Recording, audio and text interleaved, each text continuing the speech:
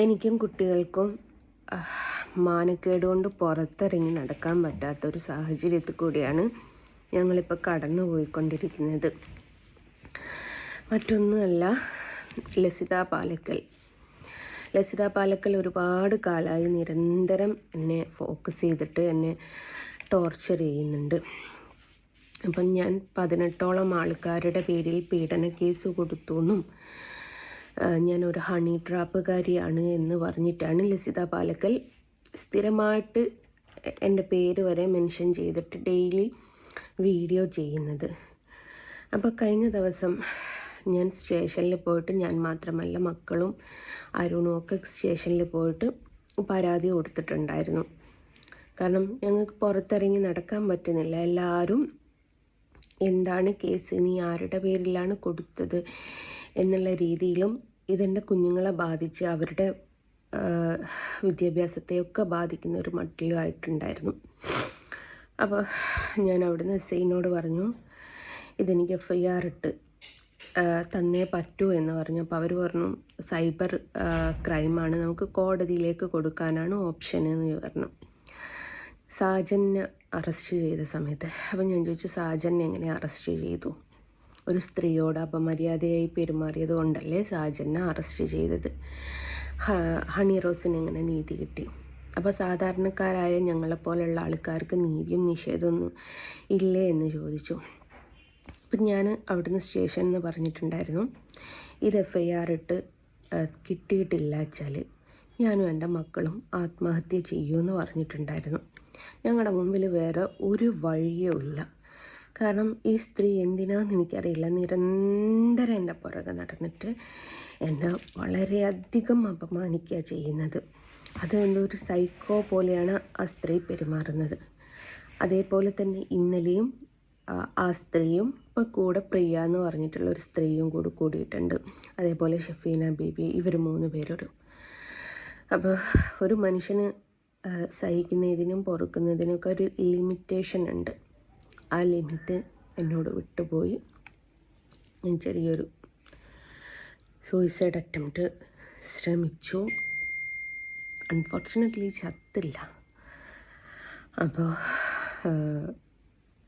അവർ അവിടുന്ന് നമ്മുടെ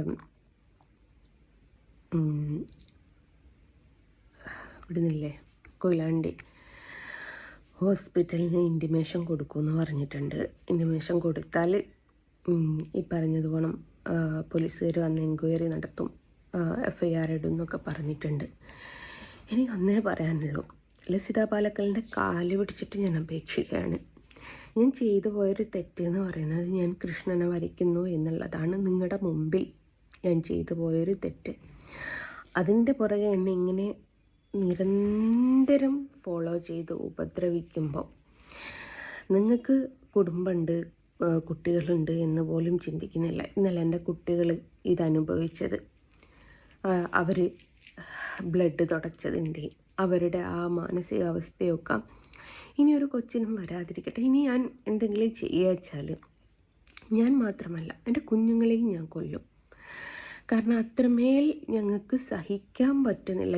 ഞങ്ങളുടെ കാര്യങ്ങൾ മാത്രം നോക്കി നടന്നിട്ടും ലസിത പാലക്കൽ എന്ന് പറയുന്ന ഒരു വ്യക്തി ഞങ്ങളെ ജീവിക്കാൻ ഒരു കാരണവശാലും സമ്മതിക്കുന്നില്ല. ഇതിന് ഫേക്കാണെന്ന് പറയണ്ട മോനെ. വണ്ടി പോയിട്ട് എൻ്റെ ഇതൊക്കെ ഒന്ന് എടുത്തുണ്ടോ, ഷീറ്റ് എടുത്തുണ്ടോ? ഇത് വെറുതെ കയ്യിൻ്റെ മുകളിൽ കെട്ടിയതാണെന്ന് പറയണ്ട. എനിക്ക് സമൂഹത്തിനോടൊന്നേ പറയാനുള്ളൂ, ഈ RSSലും BJPയിലും ഭരിക്കുന്ന ഈ ലസിത പാലക്കൽ എന്ന് പറയുന്ന താടക ഞങ്ങളുടെയും എൻ്റെയും എൻ്റെ മക്കളുടെയും മരണം കണ്ടിട്ട് മാത്രമേ ആ സ്ത്രീ അടങ്ങുകയുള്ളൂ എന്നുള്ള രീതിയിലാണ് ആ സ്ത്രീ ഇപ്പം നിന്നുകൊണ്ട് നടക്കുന്നത്. നിരന്തരം ഞാൻ ഹണി ട്രാപ്പുകാരിയാണ്, 18ഓളം ആൾക്കാരുടെ പേരിൽ പീഡന കേസ് കൊടുത്തു എന്ന് പറഞ്ഞ് നിരന്തരം പോസ്റ്റ് ഇടുന്നുണ്ട്.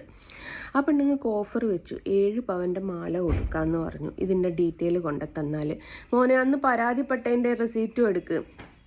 രണ്ടാമത് പറഞ്ഞു 1 കോടി രൂപ വരുന്ന വീടും സ്ഥലവും ഞങ്ങൾ തരാം, ഇതിൻ്റെയൊക്കെ ഡീറ്റെയിൽ ഒന്ന് കൊണ്ടാ. ഞാൻ കൊടുക്കാത്ത കേസ് കൊടുത്തു എന്ന് പറഞ്ഞിട്ടാണ് ഈ പെണ്ണുങ്ങൾ നിരന്തരം പോസ്റ്റ് ഇടുന്നത്. എനിക്ക് ജീവിക്കണം എന്ന് ആഗ്രഹമുണ്ട്. പക്ഷേ ലസിത പാലക്കൽ എന്നെ അതിന് സമ്മതിക്കുന്നില്ല.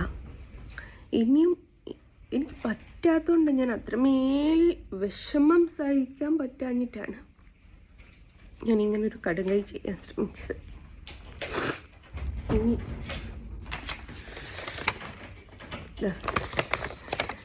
ഇന്നലെ ഹോസ്പിറ്റലിലായിരുന്നതിൻ്റെ സകല ഷെഡുകളും കാര്യങ്ങളുമാണ്.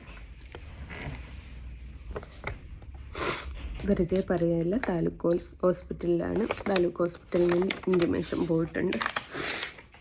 ഞാൻ അതിൻ്റെ മുമ്പായിട്ട് ഞാൻ പോലീസുകാരോട് വ്യക്തമായിട്ട് പറഞ്ഞിട്ടുണ്ട്, ഞാനും എൻ്റെ കുഞ്ഞുങ്ങളും ആത്മഹത്യ ചെയ്യുമെന്ന് പറഞ്ഞിട്ട്. ഇതായിരുന്നു മോനെ, ഇതല്ല വേറൊന്ന്, ഇത് ഗുരുവായൂരത്തേതാ. അപ്പോൾ ഞങ്ങൾ 2 ദിവസങ്ങൾക്ക് മുമ്പ് പോയിട്ട് പരാതി കൊടുത്ത. ഞാൻ പ്രത്യേകിച്ച് പറഞ്ഞു, എനിക്ക് പുറത്തിറങ്ങി നടക്കാൻ പറ്റുന്നില്ല, ആത്മഹത്യ അല്ലാതെ വേറെ വഴിയില്ല. ഞാൻ ചിത്രം വരയ്ക്കുന്നു, വിൽക്കുന്നു എന്ന് പറയുന്നത് അത് അവർക്ക് വിഷയമില്ല എന്ന് പറയുന്നു. പിന്നീട് പറയുന്നത് അവർക്ക് വിഷയമാണെന്ന് പറയുന്നു. ഗുരുവായൂർ പോകുന്നത് അവർക്ക് വിഷയമാണെന്ന് പറയുന്നു. ഗുരുവായൂർ പോകുന്നില്ല എന്ന് പറഞ്ഞപ്പം പോകാതിരിക്കുന്നത് അവർക്കൊരു വിഷയമാണെന്ന് പറയുന്നു. അത്രമേൽ ടോർച്ചർ ചെയ്യാൻ ഇനി ഞാൻ എവിടെയാണ്, പ്രധാനമന്ത്രിക്കോ മുഖ്യമന്ത്രിക്കോ എവിടെ വേണമെങ്കിലും ഞാൻ പോയി പരാതിപ്പെട്ടോളാം. ഈ ലസിത പാലക്കൽ ഒന്ന് എന്നെ വെറുതെ വിട്ടാൽ മാത്രം മതി. ആ സ്ത്രീക്ക് എന്തിൻ്റെ ഗുരുവാണെന്ന് എനിക്കറിയില്ല. ഇപ്പോൾ എൻ്റെ ഫാമിലി ഇന്നലെ ഇവിടെ ആരും ഉറങ്ങിയിട്ടില്ല, ഹോസ്പിറ്റലുമായിട്ട് കളിച്ചതാണ്. ഇവിടെ എൻ്റെ മക്കളും എല്ലാവരും മെൻ്റലി ടോർച്ചറായിട്ടുണ്ട്. ലസിത പാലക്കലിനെതിരെ ഞാൻ കൊടുത്ത കംപ്ലൈൻ്റാണ്, കംപ്ലൈൻറ്റിൻ്റെ റെസീറ്റാണ് ഇത്. FIR ഇടണമെന്ന് പറഞ്ഞപ്പം SI പറഞ്ഞു ഞങ്ങൾ അവളെ വിളിപ്പിച്ചിട്ട് അവളുടെ പ്രശ്നം എന്താണെന്ന് ചോദിക്കാമെന്ന് പറഞ്ഞു. വിളിച്ചിട്ട് അവളെ കിട്ടുന്നില്ല എന്നാണ് പറഞ്ഞത്. അപ്പോൾ ഇനിയും മനുഷ്യനെല്ലാവർക്കും ജീവിക്കാൻ ആഗ്രഹമുണ്ട്, അതേപോലെ എനിക്കും ആഗ്രഹമുണ്ട്. പക്ഷേ ഈ ലസിത പാലക്കൽ എന്നെയോ എൻ്റെ കുഞ്ഞുങ്ങളെയോ ജീവിക്കാൻ സമ്മതിക്കുന്നില്ല. വ്യാജ പ്രചരണം നടത്തിയിട്ട് പുറത്തിറങ്ങി നടക്കാൻ പറ്റാത്തൊരവസ്ഥയിലേക്ക് കൊണ്ടുവന്നിട്ടുണ്ട്. അതുകൊണ്ട് കൈ കൂപ്പിയിട്ട് ഞാൻ പറയാം, ലസിത ഒന്ന് പ്ലീസ് ഞങ്ങളെയും ഞങ്ങളുടെ കുടുംബത്തെയും ഒന്ന് വെറുതെ വിടണം. എനിക്ക് 2 കുഞ്ഞുങ്ങളുണ്ട്. നിനക്ക് കുടുംബം നശിപ്പിച്ച് നല്ല ശീലമുണ്ട് എന്ന് വെച്ചിട്ട് എൻ്റെ കുഞ്ഞുങ്ങൾക്ക് അമ്മയില്ലാതാക്കരുത്. ഇനി ഞാൻ അവരെയും കൂടി കൂട്ടിയിട്ട് ഞാൻ വല്ല തീയും കൊളുത്തിയിട്ട് ഞങ്ങൾ എല്ലാവരും കൂടി മരിച്ചോളാം. നിനക്ക് അത്രയ്ക്ക് സമാധാനമാണെങ്കിൽ. 2 വർഷത്തോളമായി ഇപ്പം ഈ ലസിതൻ്റെ ടോർച്ചറിങ് ഞങ്ങൾക്ക് തുടങ്ങിയിട്ട്.